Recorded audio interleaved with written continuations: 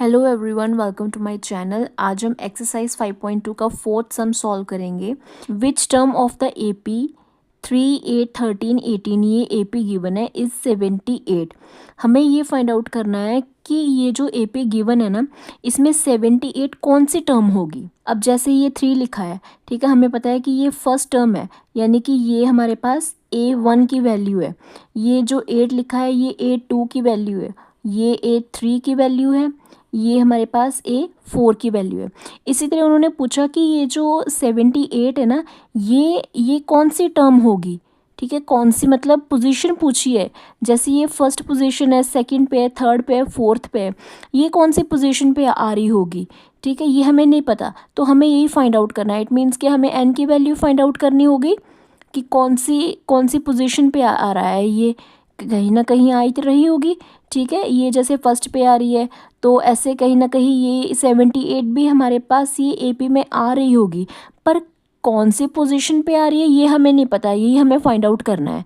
ठीक है, तो फॉर्मूला हम वही अपना लगाएंगे, an वाला। सबसे पहले तो हम a की वैल्यू देख लेते हैं। a यानी कि फर्स्ट टर्म, इसकी वैल्यू हमारे पास गिवन है 3। ठीक है, d की वैल्यू भी चाहिए होती है हमें। d यानी कि कॉमन डिफरेंस, वो कैसे फाइंड आउट करते हैं, A2 में से A1 को माइनस करते हैं हम, A2 माइनस A1। तो A2 की वैल्यू हमारे पास है 8, A1 की वैल्यू है 3। जब हम इनको माइनस करेंगे तो वैल्यू आ जाएगी 5। ठीक है, ये हमारे पास d की वैल्यू आ गई।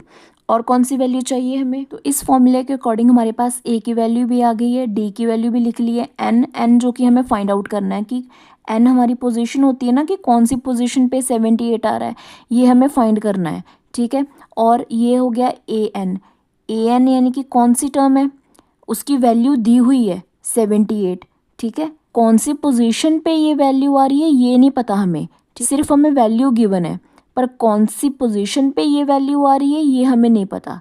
ठीक है, तो ये वाला फॉर्मूला हम अप्लाई करेंगे। an की वैल्यू हमारे पास है 78 इज इक्वल्स टू a की वैल्यू 3 प्लस n की वैल्यू हमें फाइंड करनी है, सो n एज इट इज़ रखूँगी मैं। d की वैल्यू है 5। ठीक है, 78 minus 3 is equals to n minus 1 5। अब 78 में से 3 माइनस करेंगे तो वैल्यू आ जाएगी हमारे पास 75 is equals to n minus 1 5।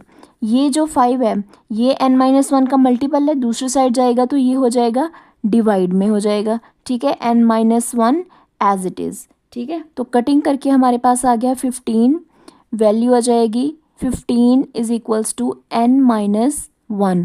तो यहाँ से n की वैल्यू फाइंड करनी है हमें। n की वैल्यू आ जाएगी हमारे पास 16, ये आ गई हमारे पास n की वैल्यू। तो हमें इसमें से ये पता चलता है कि 16th टर्म पे जाके हमारे पास 78 आएगा। 16th पोजीशन पे 78 लिखा हुआ होगा। क्लियर, तो अब हम नेक्स्ट सम सॉल्व करेंगे। अब फिफ्थ सम में हमें गिवन है कि find the number of term in each of the following APs. AP given है, इसमें हमें number of terms find out करनी है, यानी कि n की वैल्यू फाइंड आउट करनी है।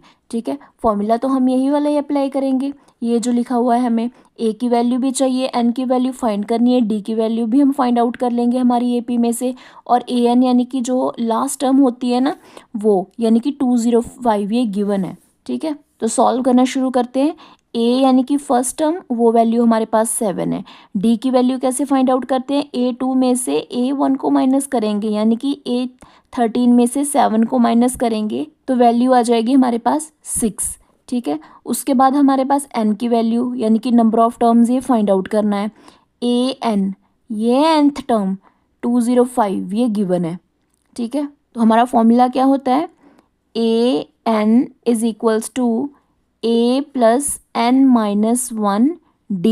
वैल्यूज पुट करते हैं। an की वैल्यू है 205 इज इक्वल्स टू a की वैल्यू 7 प्लस n की वैल्यू हमें नहीं पता तो n को एज इट इज़ रखेंगे। d की वैल्यू आ गई 6। 205 एज इट इज़, ये प्लस का है ना, 7 माइनस का हो जाएगा यहाँ पे आके, is equals to n minus 1 is equals to 6। 205 में से 7 को माइनस करेंगे तो आंसर कितना आ जाएगा, तो वैल्यू आ गई हमारे पास 198 is equals to n minus 1 6। ठीक है, अब देखो यहाँ से आप दो तरीके से सॉल्व कर सकते हो, यहाँ तो 6 को मल्टीप्लाई कर दो n के साथ भी और 1 के साथ भी, पर मैं ऐसा नहीं करूँगी। ठीक है। मैं क्या करने वाली हूँ कि ये जो 6 मल्टीपल है ना दूसरी साइड जाएगा तो डिवाइड हो जाएगा, तो ये यहाँ पे सिर्फ बच गया हमारे पास n-1। जब हम इसको कटिंग करेंगे, कटिंग कर लेते हैं, कटिंग करने पर हमारे पास वैल्यू आ जाती है 33। ठीक है, सो 33 इज इक्वल्स टू n-1। तो यहाँ से n की वैल्यू कितनी आ जाएगी, +1 इज इक्वल्स टू n की वैल्यू आ गई हमारे पास 34। इसी पार्ट का सेकेंड सम है, तो हम इसको सॉल्व करेंगे। फॉर्मूला वही रहेगा, a की वैल्यू हमारे पास 18, d की वैल्यू कैसे फाइंड आउट करेंगे, इस टर्म में से यानी कि a2 में से a1 को माइनस करेंगे। अब ये मिक्स फ्रैक्शन में है, सिंपली कैसे चेंज करेंगे, यहाँ पे वैल्यू आ जाएगी 15 2 ज़ार 30, 30 में 1 ऐड करेंगे तो आ जाएगा 31/2। ठीक है, तो 30 यहाँ से d की वैल्यू ना 31/2 में से 18 को माइनस करना है हमें, तो वैल्यू यहाँ पे कितनी आ जाएगी 36/2। तो यहाँ से वैल्यू आ जाएगी -5/2। a की वैल्यू आ गई, d की वैल्यू आ गई, ये जो वैल्यू है ना ये हमारे पास an की वैल्यू है -47। ठीक है, और n यानी कि नंबर ऑफ टर्म्स, ये तो हमें फाइंड आउट करना है। an is equals to a + n-1 d। an की वैल्यू हमारे पास है -47 इज इक्वल्स टू a की वैल्यू 18 प्लस n की वैल्यू कितनी है, यही तो फाइंड करनी है, -1 एज इट इज़। d की वैल्यू है हमारे पास -5/2। ठीक है, तो -47 -18 हो जाएगा इज इक्वल्स टू n-1 और -5/2 एज इट इज़, बाकी सभी टर्म एज इट इज़। ये माइनस माइनस प्लस हो गया, तो यहाँ से आंसर आ जाएगा -65 इज इक्वल्स टू, बाकी सारी की सारी टर्म एज इट इज़ लिख ली मैंने। अब नेक्स्ट इज़, ये देखो ये इधर मल्टीप्लाई में दूसरी साइड जाएगा तो डिवाइड हो जाएगा ना, डिवाइड होगा तो रेसिप्रोकेट भी तो होगा। ठीक है, ये मल्टीप्लाई में दूसरी साइड जाएगा तो डिवाइड हो जाएगा, डिवाइड होएगा तो यहाँ से रेसिप्रोकेट होके 2/5। ये माइनस का था, ठीक है, तो ये माइनस तो माइनस क्या हो गई, प्लस हो गई, पॉजिटिव में आ गया, माइनस में था ना। अब देखो ये यहाँ से कटिंग हो जाएगी तो यहाँ पे आंसर आ जाएगा 13। ठीक है, तो 13 2 ज़ार 26 इज इक्वल्स टू n-1। तो n की वैल्यू ये तो कैंसिल ही होगी, माइनस माइनस। ठीक है, तो यहाँ से हमारे पास n की वैल्यू कितनी आ जाएगी, +1 इज इक्वल्स टू n की वैल्यू आ गई 27। अब हम नेक्स्ट सम सॉल्व करेंगे। अब नेक्स्ट इज 6 सम। इसमें हमें चेक करना है कि जो -150 है वो कहीं ना कहीं इस AP में टर्म आ रही है या नहीं, इसकी टर्म है कि नहीं, वो फाइंड आउट करेंगे हम। तो कैसे फाइंड आउट करेंगे, सबसे पहले तो हम a की वैल्यू देख लेते हैं। a यानी कि फर्स्ट टर्म, ये रही हमारी फर्स्ट टर्म 11। उसके बाद आ गया डिफरेंस, 8 में से 11 को माइनस करेंगे तो वैल्यू कितनी आ जाएगी हमारे पास -3। n क्या होता है हमारे पास, यही तो हमें फाइंड आउट करना है कि ये कौन सी टर्म होगी, अगर होगी तो। नेक्स्ट है an, वो तो वैल्यू गिवन ही है -150, तो फॉर्मूला अप्लाई करेंगे an a + n-1d। देखो आपको ना स्टेटमेंट पहले समझनी चाहिए अच्छे से, बाकी फॉर्मूला वगैरह अप्लाई करके वैल्यूज़ तो पुट चलो आप ही कर ही लोगे। ठीक है, आपको मेन समझ आनी चाहिए। फिर से वही मैं बता रही हूँ कि n और an में कन्फ्यूज़न होती है।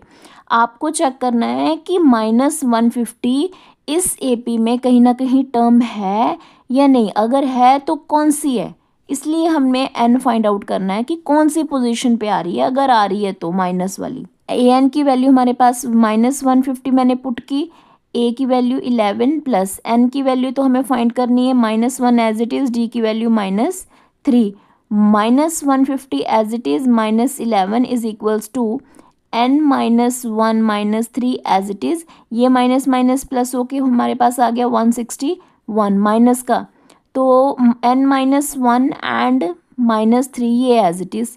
ठीक है, ये देखो ये -3 मल्टीप्लाई में दूसरी साइड जाएगा तो ये डिवाइड हो जाएगा, कैंसिल हो गया, इज इक्वल्स टू -n-1 हो गया। 161/3 इज इक्वल्स टू n-1। तो n की वैल्यू यहाँ से कितनी आ जाएगी, यहाँ पे सॉल्व कर लेते हैं हम। 161/3 इज इक्वल्स टू n-1, ये टर्म बनी है हमारे पास। ठीक है, तो ये देखो ये जो -1 है इस साइड आएगा तो ये प्लस का हो जाएगा ना, इज इक्वल्स टू तो ये यहाँ से एलसीएम लेंगे हम। एलसीएम लेने पर आ जाएगा हमारे पास 3 1 3, ऐड करें, यहाँ पे ऐड कर लेते हैं हम। यहाँ पे वैल्यू आ जाएगी हमारे पास 164/3 इज इक्वल्स टू, तो अब ये फ्रैक्शनल टर्म आ गई ना। सो फ्रैक्शन में तो आ ही नहीं सकती, इसलिए उन्होंने पूछा था हमें तो वो उन्होंने पूछा था कि चेक करो कि ऐसा है या नहीं कि -150 इस एपी की कोई टर्म होगी या नहीं। तो मैंने कहा नहीं होगी, ठीक है, कि -150 is not a term of given AP. Clear. तो नेक्स्ट पार्ट हम नेक्स्ट वीडियो में सॉल्व करेंगे।